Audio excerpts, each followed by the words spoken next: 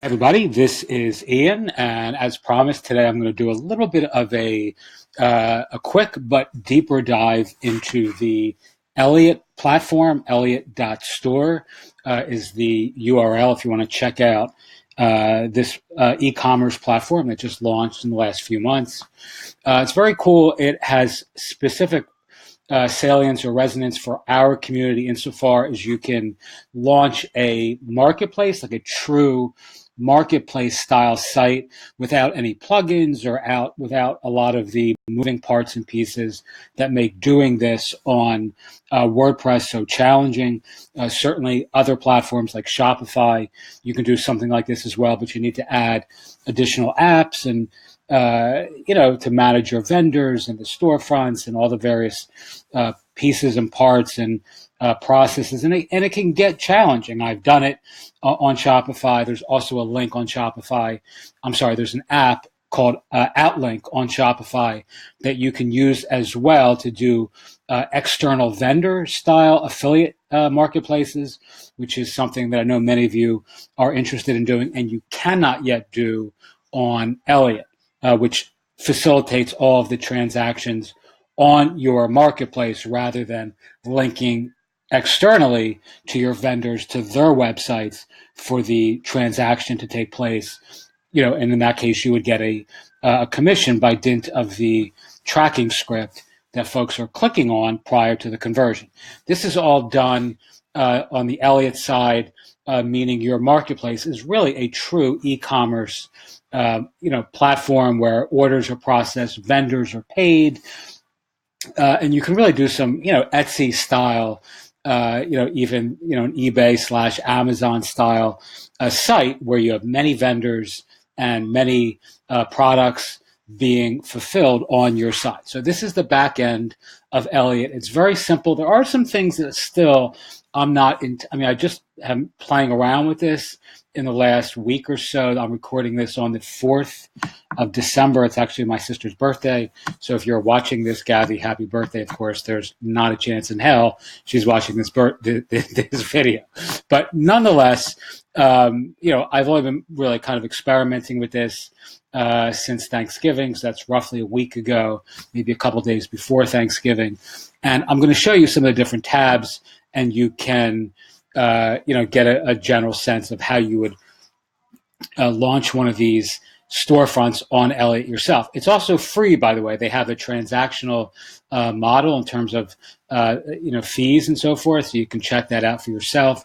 But this is the dashboard, and these are the important parts. Right here's the catalog. Create a product. This lists the the products I've henceforth or thus far created. If you go to create a product, you can see here's a new product for my Elliott demo. There are many other little permutations to this that I really like. For example, you can open many stores, many storefronts from a single, in quotes, installation. So I've already added a second store to my base account, and it's really seamless, really easy, and quite, it's quite a breeze to use. All right, so here's where I add the description.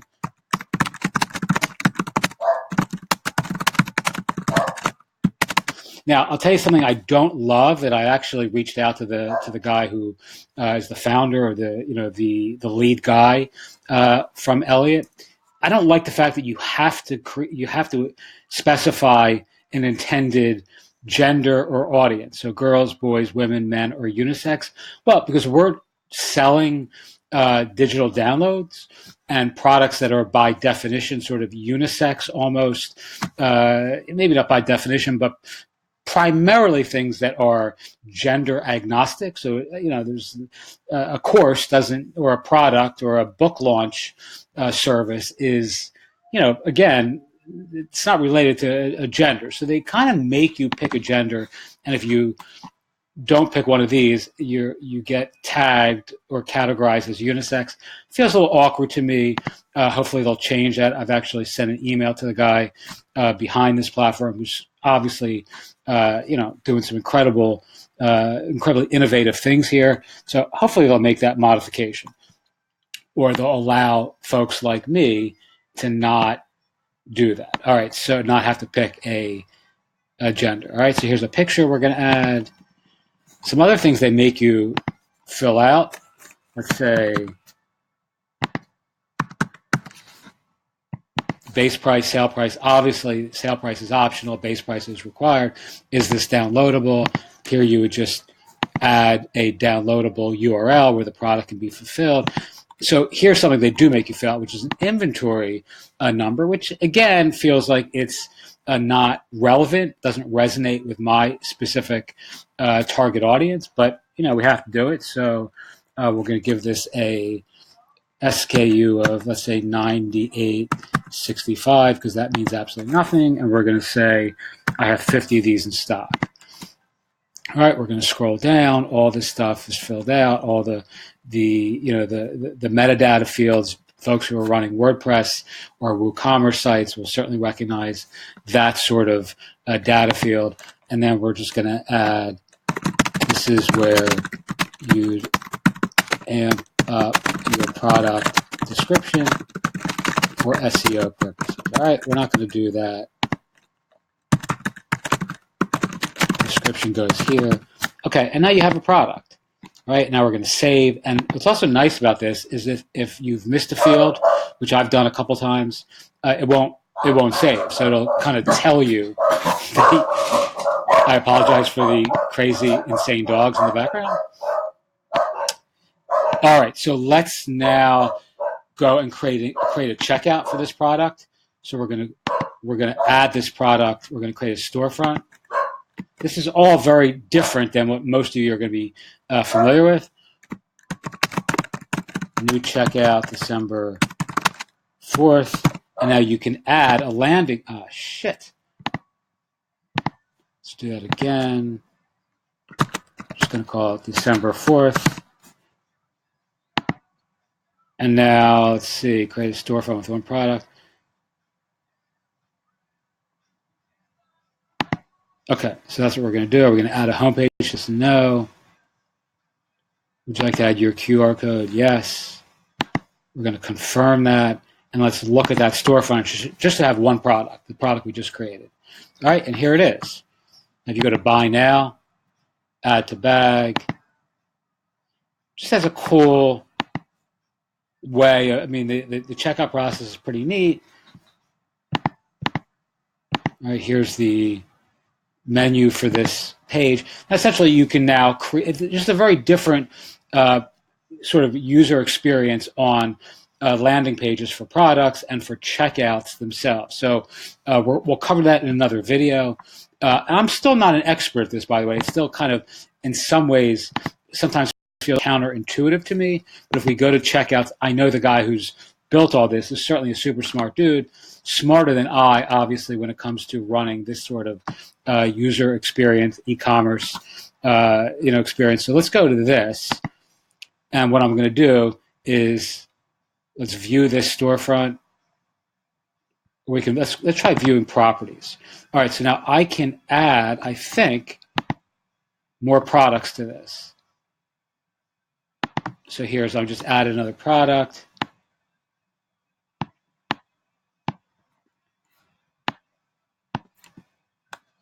All right, that just doesn't want to play nicely. But now there should be 4 products. Let's look at it.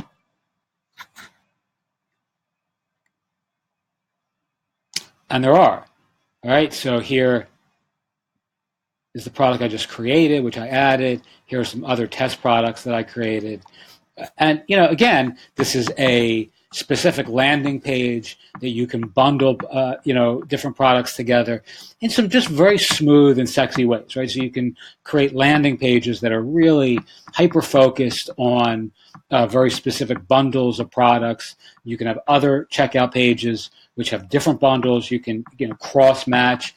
Just very interesting how he's sort of thought this through.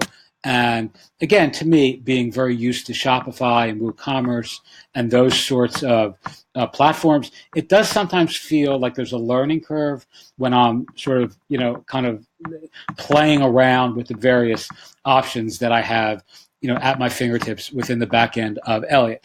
So I'll tell you quickly what I think is the place or communities or directories. It has this really cool. So here's a way that you can modify the theme, the text, the font faces, the menus. You can change the light. You have this live preview thing. You can save it here. Product tags are hidden, box shadow. I mean, this is just design-oriented things. Here's some DNS-oriented options. Here's where you would choose. This is where if you wanted your own URL, rather than, as you can see here, I'm just using the, like an Elliot domain to show you this. Here's just like some cool ways that you can show your, or that you can do tracking within Elliot. So here's where you'd add your pixel for, let's say, something like AdWords, or in my case, because I don't use AdWords, but I do use Facebook quite extensively for advertising. You put your pixel on here, so you could do retargeting, custom audiences, lookalike audiences, et cetera, all by dint of tracking folks who are landing. When you add your pixel here, you can then track all of your store visitors, what products they landed on, what they did. Again, some of this on Facebook's side, not on Elliot's side. All right. And lastly, and most relevant for us, for those of you who are building directories or marketplaces like we are, you have this whole add user workflow or process flow where you can add users and vendors. So you can add a vendor, and then as soon as that vendor approves their account with you or approves their store with you, you can start assigning products to them, or they can create their own products. And then this gives you a true multi-vendor experience. So I'll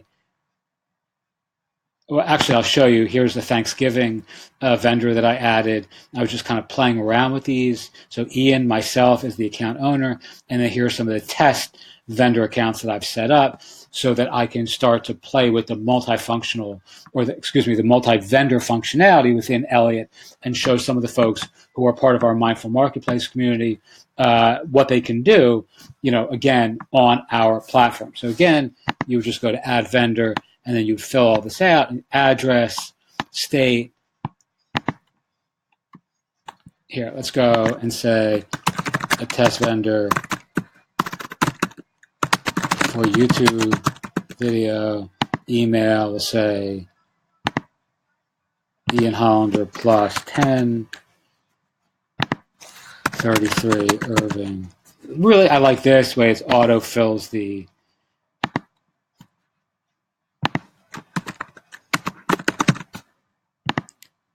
it's just a really nice experience for those of you who are used to doing this on WordPress.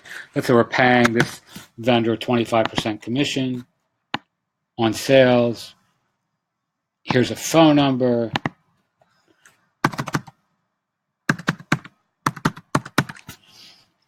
Here's where their bio would be. And again, when this is ultimately generated, you're going to get every vendor is going to get a really nice landing page with all of their products. I'm actually going to show you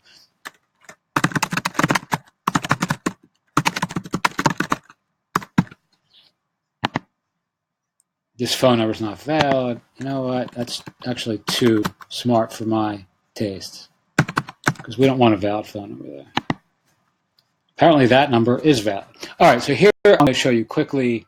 And again, you can modify your logo, colors, change the colors like this. You can see here it's changing. So now it's, do I have to go down and save? I think I do. There it is. All right, let me show you an example of a good multi-vendor marketplace that's launched on this already. It's shop.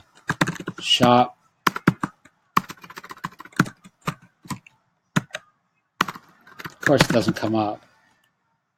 Shop.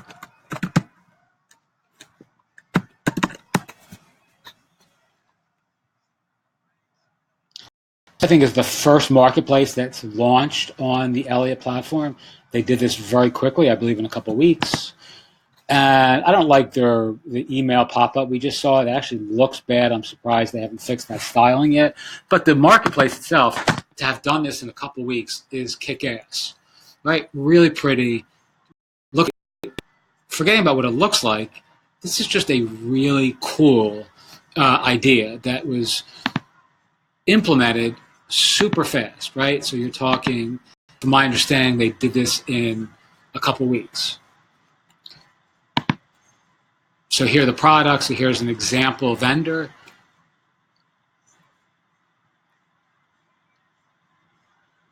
All right, and here are their products. And again, if you were to buy this, that vendor, in this case, Hija de tu Madre, would get a commission, right? Or they get paid, again, by virtue of the commission rates that are set up, I guess, for their payouts. I don't know how this particularly is set up. I only know what's available that I just showed you, set up for the administrative account that I have. So let's go back and let's look here. And these are all different vendors selling different products. The one thing I would like to see them do here is add the vendor to the product, right? So in this case, I don't know, as a consumer, as a potential consumer, I don't know who's selling this, right? So here they have all these vendors. House of Intuition, let's look at. So here are their products. The one little bit of user experience awkwardness, I think, that they haven't yet implemented, which can restate that. The little bit of awkwardness, I think, in the shopping experience on this particular multi-vendor platform is that, or store, is that products from the House of Intuition. Well, great. But if I landed on this, I want to see that this is actually sold by the House of Intuition, where at this point it doesn't have that information. So I don't know anything about the seller or the vendor in this case if I were to land on this product via an organic search in Google or by a Facebook ad or whatever. So I think that's something that WooCommerce extensions for multi-vendor platforms do very well, and I think they will be well served. Shopify's apps do that well. Something like Product Vendor for WooCommerce. I mean, any of those extensions will add the vendor name and bio to the products, right? Or at least the vendor name and a link to the bio.